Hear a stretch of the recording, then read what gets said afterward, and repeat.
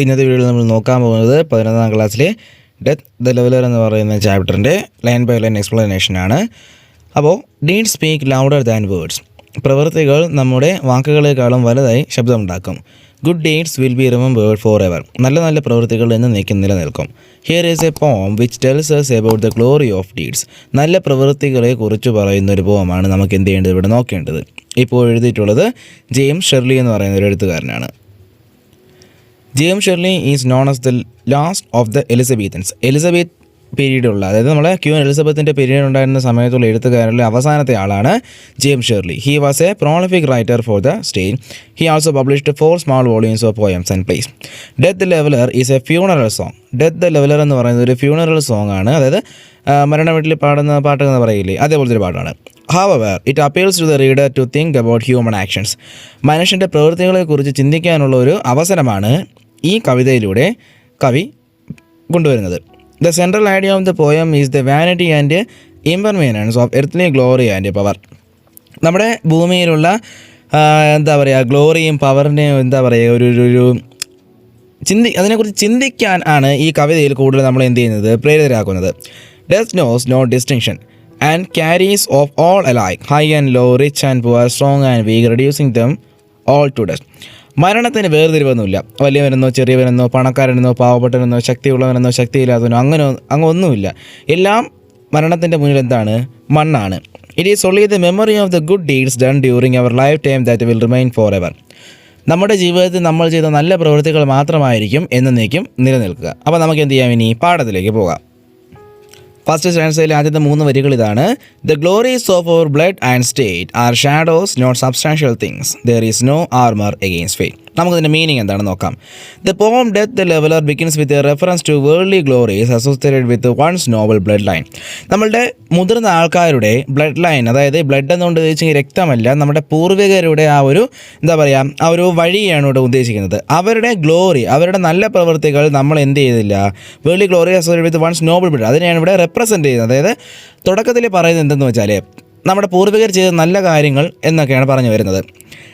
Shirley also belong to a noble knighted family in England. നമ്മുടെ James ഷെർലിയും ഒരു noble ഫാമിലിയിലാണ്, ഇംഗ്ലണ്ടിൻ്റെ ഒരു നോബൽ ഫാമിലിയിലാണ് അംഗമായിരുന്നത്. Hence he uses the pronoun our to refer to all the noble and royal families. അതുകൊണ്ടാണ് ഇവിടെ അവർ എന്ന് പറയുന്ന പ്രോനൗൺ അദ്ദേഹം ഉദ്ദേശിച്ചിരിക്കുന്നത്. ഇവിടെ എല്ലാ നോബൽ ഫാമിലിയെയും റോയൽ ഫാമിലിയുമാണ് റെഫർ ചെയ്യുന്നത്. According to him their fame is like a shadow, they are not permanent things. അപ്പോൾ ഇവിടെ പറഞ്ഞു വരുന്നത് എന്തെന്ന് വെച്ചാൽ നമ്മുടെ പൂർവികർ ആനയാണ് ചേനയാണെന്നൊക്കെ പറഞ്ഞിട്ടുള്ള കാര്യങ്ങളൊന്നും അതൊന്നും കാര്യമില്ല. അതെല്ലാം ഷാഡോ എന്ന് വെച്ചിട്ട് നിഴൽ പോലെയാണെന്നാണ്, അതൊരിക്കലും നിലനിൽക്കില്ല എന്നാണ് ഇവിടെ പറയുന്നത്. In the following line he uses the term armour that symbolises fate, the inescapable death of a man as a warrior. അടുത്ത വരിയിൽ ആർമർ എന്നുകൊണ്ട് ഉദ്ദേശിക്കുന്നത് ഫെയ്റ്റ് എന്ന് വെച്ചാൽ വിധിയാണ്. ആർമർ എന്ന് വെച്ചാൽ കവചമാണ്. ഇൻഎസ്കേപ്പബിൾ ഡെത്ത് ഓഫ് എ മാൻ. ഇവിടെ ആർമർ എന്നുകൊണ്ട് ഉദ്ദേശിക്കുന്നത്, അല്ലെങ്കിൽ ഫെയ്റ്റ് എന്നുകൊണ്ട് ഉദ്ദേശിക്കുന്നത് മനുഷ്യന് രക്ഷപ്പെടാൻ പറ്റാത്ത ആ ഒരു മരണത്തെ ആണ് സൂചിപ്പിക്കുന്നത്. അതിനൊരു വാരിയർ എന്ന് വെച്ചാൽ ഒരു എന്താ പറയുക, നമ്മൾ സോൾജർ എന്നൊക്കെ പറയില്ലേ, അതേപോലെയാണ് പറയുന്നത്. By using this imagery of way the poet portrays mankind in constant war with their fate or death. അപ്പോൾ ഈ ഒരു ഇമേജറി ആർമർ എന്നുകൊണ്ട് ഉദ്ദേശിക്കുന്നത് എന്തെന്ന് വെച്ചാൽ മനുഷ്യൻ എപ്പോഴും അവൻ്റെ വിധിയും മരണവുമായ ഒരു കോൺസ്റ്റൻ്റ് ആയിട്ട് എന്ന് നിലനിൽക്കുന്ന ഒരു യുദ്ധത്തിലാണെന്നാണ് പറയുന്നത്. In the end death comes out victorious and gives the ultimate ruling. പക്ഷേ എന്നിരുന്നാലും അവസാനം ജയിക്കുന്നത് ആരായിരിക്കും, മരണമായിരിക്കും. മരണത്തിന് മാത്രമാണ് അവസാനം വിജയമെന്ന് പറയുന്നത്. അടുത്ത വരികൾ 4 മുതൽ 8 വരെ. Death lays his icy hand on kings, sceptre and crown must tumble down and the dust be equal made with the poor crooked scythe and spade. ഇവിടെ പറയുന്നത് the personified death lays his cold hands on everyone including kings, noblemen, statesmen and poor farmers. ഇവിടെ ഡെത്തിനെ personify ചെയ്യുകയാണ്. Personify എന്ന് വെച്ചാൽ മനുഷ്യൻ്റെ ആ ഒരു qualities ജീവനില്ലാത്ത വസ്തുക്കൾ കൊടുക്കുകയാണ്. മരണം അതിൻ്റെ തണുത്ത കൈകൾ വയ്ക്കുന്നു. മരണത്തിൻ്റെ തണുത്ത കൈകളെന്ന് പറയുന്നതില്ല, മനുഷ്യന് മാത്രമാണ് കൈകളുള്ളത്. അതാണ് ഇവിടെ പെർസോണിഫിക്കേഷൻ എന്ന് പറയുന്നത്. അപ്പോൾ മരണം കൈവയ്ക്കുന്നത് എവിടെയൊക്കെയാണ്, രാജാക്കന്മാരെ, വലിയ വലിയ ആൾക്കാരെ, കൂടാതെ പാവപ്പെട്ട ഫാമേഴ്സിനെയും. Shirley uses the phrase icy hand in order to hint at the cold hands of a dead person. Icy hand എന്നുകൊണ്ട് നമ്മുടെ കവിയോട് ഉദ്ദേശിക്കുന്നത് മരിച്ച ഒരാളുടെ തണുത്ത കൈകളെന്നാണ്. മരിച്ചു കഴിഞ്ഞാൽ കൈകൾ തണുക്കാറുണ്ട്. According to him sceptre and crown, a reference to a monarch, must tumble down. സെപ്റ്ററും ക്രൗണും ഇവിടെ ഉദ്ദേശിക്കുന്നത് രാജാവിൻ്റെ എന്ന് റെപ്രസെൻറ്റേഷൻ അവിടെ വരുന്നത്. മസ്റ്റ് ടംബിൾ ഡൗൺ എന്ന് വെച്ചാൽ അത് തകർന്നു തന്നെ പോകും. It means the royal power is impermanent. Royal power അതായത് ഒരാൾ രാജാവെന്ന് വച്ചാൽ അയാൾ അവസാനം വരെ എന്തായിരിക്കത്തില്ല, രാജാവായിരിക്കത്തില്ല. One kind can lose his crown at any moment. ഒരാൾക്ക് ഒരു കൈൻഡ് എന്നുകൊണ്ട് ഉദ്ദേശിക്കുന്നത് ഒരാൾക്ക് അദ്ദേഹത്തിൻ്റെ പവർ, അദ്ദേഹത്തിൻ്റെ ക്രൗൺ എപ്പോൾ വേണോ എന്ത് ചെയ്യാം, നഷ്ടപ്പെടാം. A single instance of unmindful action can snatch their authority away. ചിന്തിക്കാതെ പ്രവർത്തിക്കുന്ന ഒരൊറ്റ കാര്യം മാത്രം മതി അവരുടെ ആ ഒരു പവറിനെ എന്നേക്കും നശിപ്പിക്കാൻ എന്നാണ് ഇവിടെ പറയുന്നത്. Finally the poet pointedly infers that at the ultimate moment everyone is going to turn into dust. പിന്നെ ഇവിടെ നമ്മുടെ പോയിട്ട് മെയിനായിട്ട് പറയാൻ ഉദ്ദേശിക്കുന്ന കാര്യം എന്തെന്ന് വെച്ചാൽ രാജാവായാലും പണക്കാരനായാലും പാവപ്പെട്ടവനായാലും അവസാനം അവൻ മരണത്തിൻ്റെ അടിമയാകും, അതായത് ഡസ്റ്റായി മാറും, മണ്ണായി മാറും എന്നാണ് പറയുന്നത്. One boastful of their power and authority, the king lays alongside their subjects in the dust after their death. ഒരു കാലത്ത് തൻ്റെ പണവും പ്രതാപവും പൊങ്ങച്ചമായി കണ്ടിരുന്ന ആൾ അവസാനം മരണസമയത്ത് ഒരു പാവപ്പെട്ടവനെ പോലെ തൻ്റെ സബ്ജക്ട്സ് എന്ന് ഉദ്ദേശിക്കുന്നത് തൻ്റെ തൻ്റെ പ്രജകളെ കൂടെ എന്ത് ചെയ്യണം, മരണത്തിന് കീഴടങ്ങണമെന്നാണ് പറയുന്നത്. In the last line the poet refers to the poor farmers by referring to the instruments they use. It includes the crooked scythe and spade. ഇവിടെ ഫാർമർ എന്നുകൊണ്ട് ഉദ്ദേശിക്കുന്നത് അവരുടെ നിങ്ങൾ വരികൾ ശ്രദ്ധിച്ചാൽ മനസ്സിലാവും. With the poor crooked scythe and spade എന്നുകൊണ്ട് ഉദ്ദേശിക്കുന്നത് പാവപ്പെട്ട സിത്തും സ്പേഡും ഒന്നുമില്ല. സിത്തും സ്പേഡെന്ന് വെച്ചാൽ പുല്ല് വെട്ടുന്നത്, സ്പേഡ് എന്ന് വെച്ചാൽ മൺവെട്ടി. ഇവിടെ poor crooked scythe and spade എന്ന് വെച്ചാൽ മൺവെട്ടിക്കും അല്ലെങ്കിൽ പുല്ല് ചെത്തുന്ന കത്തിക്കും എന്താ പറയുക, പണമില്ലെന്നല്ല അർത്ഥം. പുവർ എന്നുകൊണ്ട് ഉദ്ദേശിക്കുന്നത് ഫാർമേഴ്സ് അല്ലെങ്കിൽ പാവപ്പെട്ടവരെയാണ്. അവരെന്തോ ചെയ്യുന്നു, അവസാനം രാജാവിനെ പോലെയും ഡെത്തിന് അടിമകളാണ് എന്നാണ് പറയുന്നത്. അടുത്ത സെക്കൻഡ് സ്റ്റാൻസ ലൈൻസ് 9 മുതൽ 10. Some men with swords may reap the field and plant fresh laurels where they kill. The second stanza begins with a metaphor. Metaphor ആണ് സെക്കൻഡ് സ്റ്റാൻസയിൽ തുടങ്ങുന്നത്. മെറ്റഫർ എന്ന് വെച്ചാൽ എന്താണ്, സിമിലിയുടെ മറ്റൊന്നാണ് മെറ്റഫർ. അൺലൈക്ക് അതിലുള്ള രണ്ട് ഒബ്ജക്ട്സിനെ എന്ത് ചെയ്യുക, കമ്പയർ ചെയ്യുക. അതായത് ഇവിടെ മെറ്റഫർ എന്ന് ഉദ്ദേശിക്കുന്നത് Shirley refers to the warriors by using the term swords എന്നുകൊണ്ട് ഇവിടെ ഉദ്ദേശിക്കുന്നത് ഷെർലി വാറിയേഴ്സിനെയാണ്, നമ്മളെ സോൾജിയേഴ്സിനെയാണ്, അല്ലാതെ കത്തി എന്നല്ല. Furthermore, he compares their act of killing others on the battlefield to reaping and planting.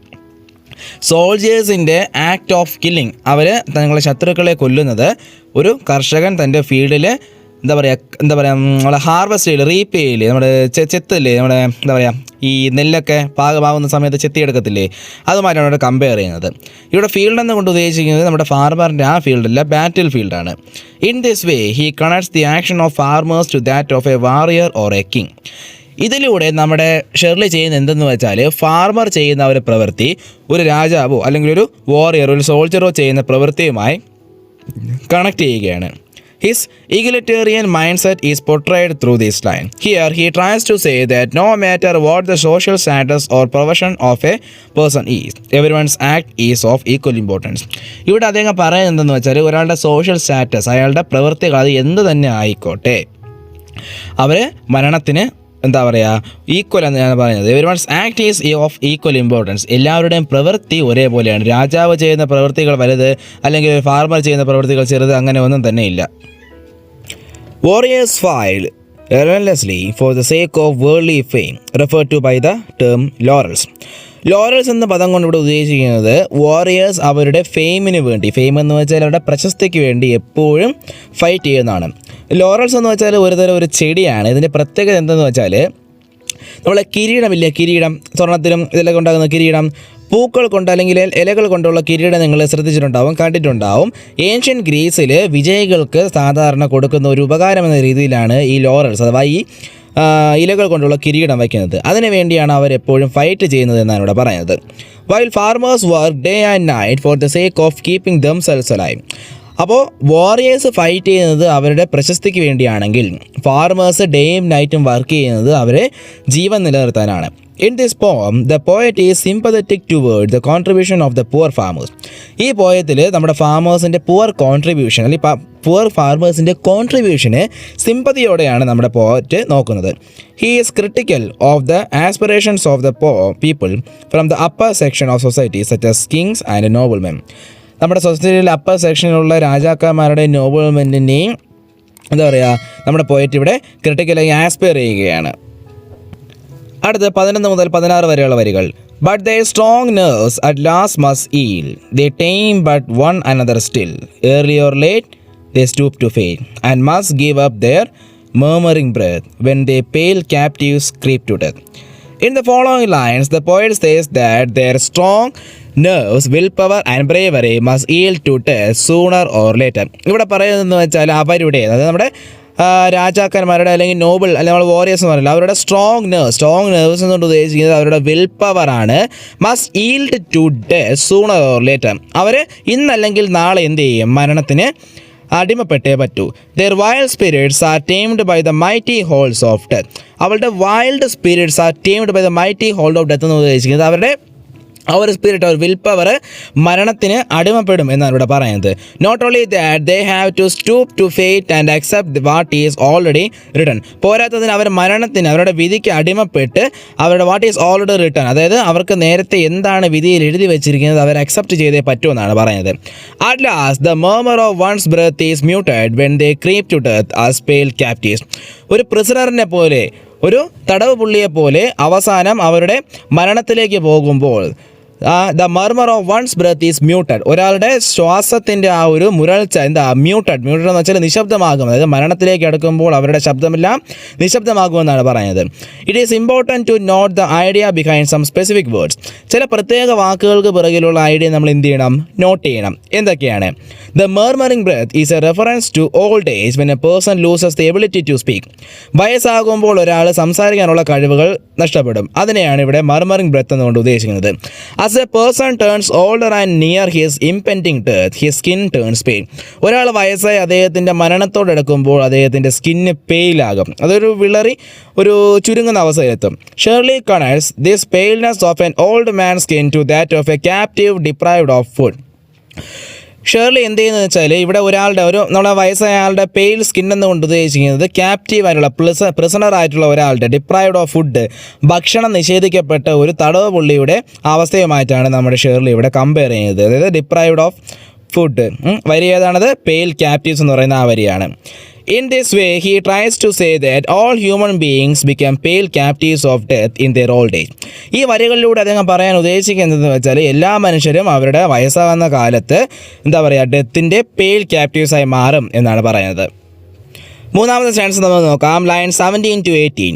The garlands wither on your brow, then boast no more your mighty deeds. In the last stanza of Death the Leveler, Shirley similarly uses some interesting ideas in order to bring home the fact that death is the ultimate leveler of all inequalities. അവസാനത്തെ വരിയിൽ ഉദ്ദേശിക്കുന്നതെന്ന് വെച്ചാൽ നമ്മുടെ മരണമാണ് എല്ലാ ഇന്നിക്വാളിറ്റിയെയും level ചെയ്യുന്ന ആളെന്ന് പറയുന്നത്. Firstly he refers to garlands on one's brow. ഒരാളുടെ ബ്രോയിലുള്ള ഗാർലൻഡ്സ് കൊണ്ട് ഇവിടെ ഉദ്ദേശിക്കുന്നത്. It is a hint at worldly achievements. Worldly achievements എന്ന് വെച്ചാൽ നമ്മൾ ജീവിച്ചിരിക്കുന്ന സമയത്ത് നമുക്ക് കിട്ടിയ ഉപകാരങ്ങൾ, അവാർഡുകളാണ് ഉദ്ദേശിക്കുന്നത്. ഗാർലൻഡ് എന്ന് വെച്ചാൽ നമ്മുടെ പൂമാല എന്ന് പറയാം. ബ്രോ എന്ന് വെച്ചാൽ പുരുകം. ഞാൻ നേരത്തെ പറഞ്ഞില്ലേ, നമ്മുടെ ഇലകൾ കൊണ്ട് അല്ലെങ്കിൽ പൂക്കൾ കൊണ്ട് ചെറിയൊരു കിരീടം പോലെ ഉണ്ടാക്കി നമ്മുടെ തലയിൽ വയ്ക്കുമെന്ന്. ഈ ഗാർലൻഡ് നമ്മൾ എന്ത് ചെയ്യും, നമ്മളെ ബ്രോയിൽ തലയിൽ വയ്ക്കും. അപ്പോൾ ഇത് വിതർ എന്ന് വെച്ചാൽ അത് ഉണങ്ങിപ്പോകുമെന്നാണ് പറയുന്നത്. It is a hint at worldly achievements. According to the poet, those achievements are insubstantial. None boast of those mighty achievements after the person's death. നമ്മുടെ പോയിട്ട് പറയുന്നതെന്ന് വെച്ചാൽ ഈ അച്ചീവ്മെൻറ്റ്സ് എല്ലാം ഇൻസബ്സ്റ്റാൻഷ്യൽ ആണ്, അതായത് ഒരിക്കലും നിലനിൽക്കാത്തവയാണ്.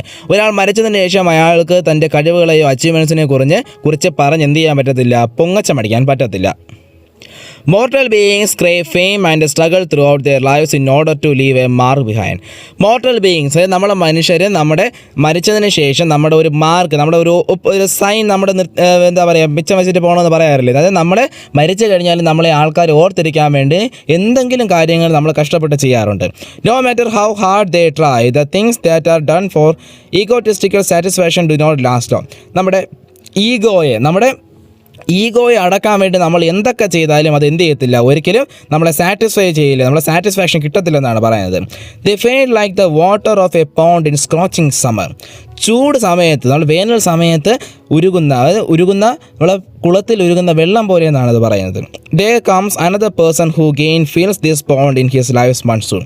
നമ്മൾ പോകുന്ന സമയത്ത് നമ്മുടെ അച്ചീവ്മെൻറ്റ്സ് എല്ലാം വേനൽക്കാലത്ത് എന്താ പറയുക, ആവിയായി പോകുന്ന കുളത്തിലെ വെള്ളം പോലെയാണ്. പിന്നെ മഴക്കാലമാകുമ്പോൾ അതെന്ത് ചെയ്യും, നിറയും. ഈ നിറയുക, മഴ കാരണം നിറയുക എന്ന് വെച്ചത് മറ്റാരെങ്കിലും വന്ന് ഈ പോണ്ടിനെ ഫിൽ ചെയ്യുക, മറ്റാരെങ്കിലും ഈ അച്ചീവ്മെൻറ്റ്സ് പിന്നെയും എടുക്കുക എന്ന രീതിയിലാണ്. This cycle goes on. ഇത് പിന്നെയും തുടർന്നു കൊണ്ടേയിരിക്കും. The pond is permanent not its water. ആ കുളം അവിടെ ഉണ്ടാകും, പെർമനൻ്റ് ആണ്. പക്ഷേ അതിൻ്റെ വെള്ളം എന്ന് പറയുന്നത് പെർമനൻ്റ് അല്ല. അതിലെ വെള്ളത്തെ സൂചിപ്പിക്കുന്നത് ഓരോ ആൾക്കാരുടെയും അച്ചീവ്മെൻറ്റ്സിനാണ്.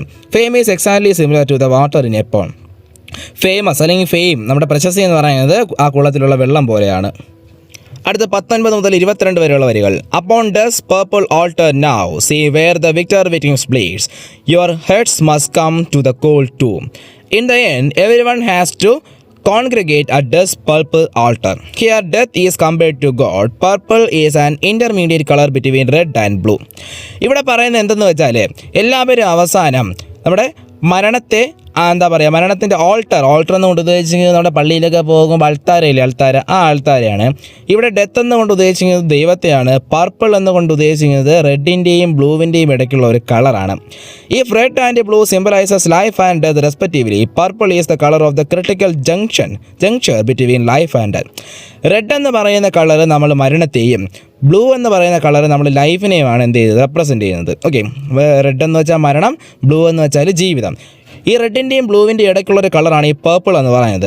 പർപ്പിൾ എന്നുകൊണ്ട് ഉദ്ദേശിക്കുന്നത് ഈ റെഡിൻ്റെയും ബ്ലൂവിൻ്റെ ഇടയ്ക്കുള്ള ഒരു ജംഗ്ഷൻ എന്നാണ് ഉദ്ദേശിക്കുന്നത്. ലൈഫിൻ്റെയും ഡെത്തിൻ്റെയും ഇടയ്ക്കുള്ള ഒരു വഴി എന്നാണ് പറയുന്നത്. Through this reference the poet points at the last moment of A man's life just before death.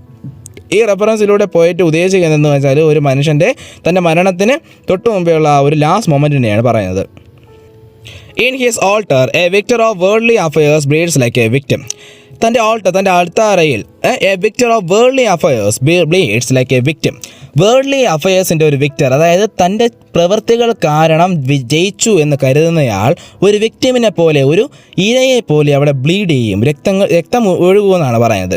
Shirley says that the heads must rest in the cold chamber of the ടൂം.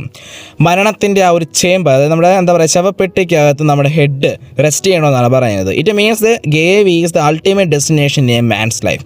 അതായത് നമ്മൾ ഒരു ദിവസം നമ്മൾ ഒരു ആവശ്യത്തിന് വേണ്ടി നമ്മൾ പുറത്തിറങ്ങിയെന്ന് വിചാരിക്കുക, നമുക്ക് എപ്പോഴായിരിക്കും ഇവന് ആശ്വാസം വരുന്നത്? നമ്മൾ വീട്ടിലെത്തി നമ്മൾ കുറച്ച് റെസ്റ്റ് എടുക്കുമ്പോഴല്ലേ.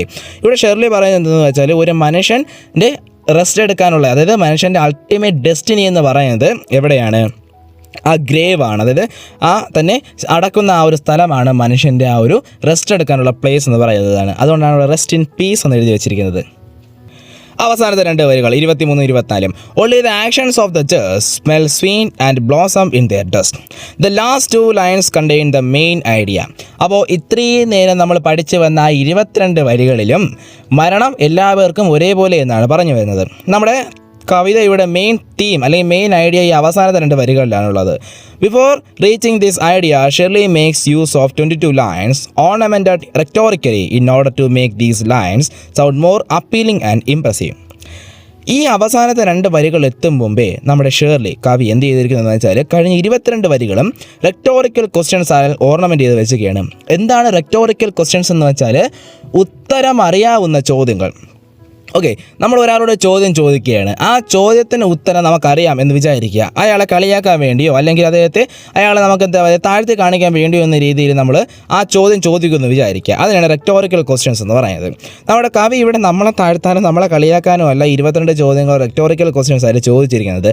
അവസാനത്തെ 2 വരികൾ കുറച്ചുകൂടി അപ്പീലിംഗ് ആയിട്ടും ഇംപ്രസീവ് ആക്കാനും, അതായത് അവസാനത്തെ 2 വരികളുടെ ആ ഒരു ബ്യൂട്ടിഫുൾ എന്താ പറയുക, ഒരു ബ്യൂട്ടിഫുൾനെസ് കുറച്ച് കൂട്ടാൻ വേണ്ടിയെന്നാണ് പറയുന്നത്.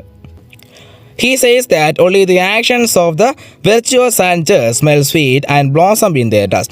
ഇവിടെ അദ്ദേഹം പറയുന്നതെന്ന് വെച്ചാൽ, the actions of the virtuous and just, അതായത് തൻ്റെ ജീവിതത്തിൽ വളരെയധികം ഫേമസ് ആഗ്രഹിക്കാത്ത, നല്ല രീതിയിൽ ജീവിച്ചവരുടെ ജീവിതം മാത്രമാണ് അവരുടെ സ്മെൽ സ്വീറ്റ് എന്നുകൊണ്ട് ഉദ്ദേശിക്കുന്നത് നല്ല ജീവിതം എന്നാണ്. ബ്ലോസം ഇൻ ദെയർ ഡസ്റ്റ് എന്നുകൊണ്ട് ഉദ്ദേശിക്കുന്നത് അവരുടെ അടക്കിയതിന് ശേഷം അവരുടെ പ്രവൃത്തികൾ എല്ലാവരും ഓർത്തിരിക്കും എന്ന രീതിയിലാണ് ഇവിടെ പറയുന്നത്. Here virtue is compared to flowers emanating a sweet fragrance. ഇവിടെ വിർച്യു എന്നുകൊണ്ട് ഉദ്ദേശിക്കുന്നത് ഫ്ലവേഴ്സ്, ഒരു പൂവിനെയാണ്. അതൊരു സ്വീറ്റ് ഫ്രേഗ്രൻസ് തരുന്ന രീതിയിലാണ് പറയുന്നത്. Through these lines, the poet tries to say that a person's virtuous acts only have a permanent impression that outlives his lifetime. ഇവിടെ പോയിട്ട് പറയുന്നത് എന്തെന്ന് വെച്ചാൽ ഒരാളുടെ വിർച്വസ് ആക്ട് എന്ന് വെച്ചാൽ നന്മയുള്ള പ്രവൃത്തികൾ മാത്രമായിരിക്കും അദ്ദേഹത്തിൻ്റെ ജീവനേക്കാളും ജീവിച്ചു നിൽക്കുന്നത്. അതായത് അദ്ദേഹം മരിച്ചാൽ പോലും അദ്ദേഹത്തിൻ്റെ നന്മയുള്ള പ്രവൃത്തികൾ മാത്രമായിരിക്കും എന്നേക്ക് നിലനിൽക്കുന്നതെന്നാണ് പറയുന്നത്. വീഡിയോ ഇഷ്ടപ്പെട്ടെങ്കിൽ ലൈക്ക് ചെയ്യുക, ഷെയർ ചെയ്യുക, ചാനലിൽ പുതുതായിട്ട് വന്നിട്ടുള്ളവരാണെങ്കിൽ സബ്സ്ക്രൈബ് ചെയ്യുക, തുടർന്നുള്ള വീഡിയോകൾക്കായി കാത്തിരിക്കുക.